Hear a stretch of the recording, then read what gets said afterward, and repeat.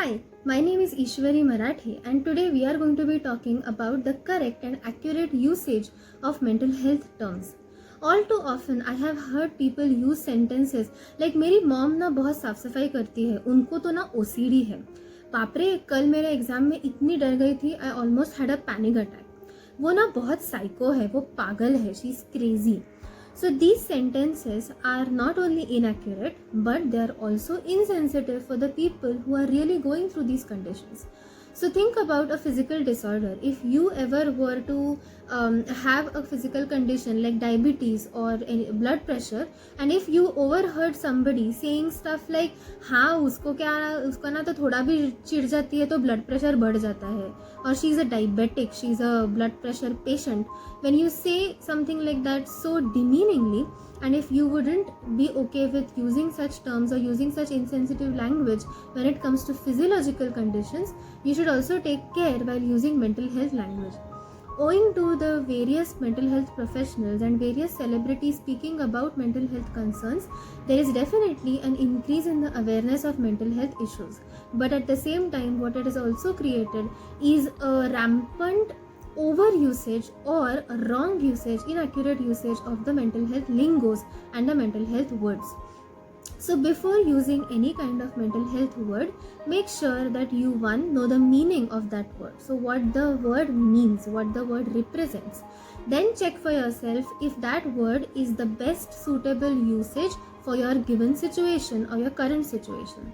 And only then go on to the third step of checking if it is a sensitive practice, if it is okay to use words like this even if they might be true. So tomorrow, if you were to see a t-shirt that said paraplegic but cute, wouldn't you take offense to that? कि मतलब paraplegia is a real disorder that so many people around the world go through, and how can somebody say that oh paraplegic but cute? But believe it or not, I have seen sites that have t-shirts with words like cute but psycho printed on them. And that is very, very demeaning for people who actually are suffering from schizophrenia or family members of people, primary caregivers of people who are suffering from it. So always make sure that you are using the correct language while speaking about mental health disorders, and most importantly, stop using mental health disorders as adjectives. They are not meant to be aids in describing what you are going through. They are clinically diagnosable disorders, and one should use them only after a mental health professional has told them explicitly that this is what you are going through or this is what your loved one is going through. Until and unless that you get a confirmation from a proper trained mental health professional, please do not use or refrain from using words that are surrounding of mental health disorders or mental health issues.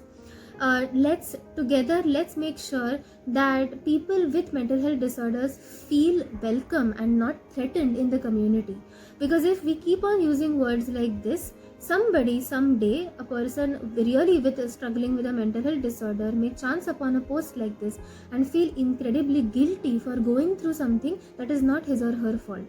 So let's try and make our community a safer and a more sensitive place for everybody who is struggling with mental health issues, and let's check our habit, let's break our habit of using mental health words as adjectives.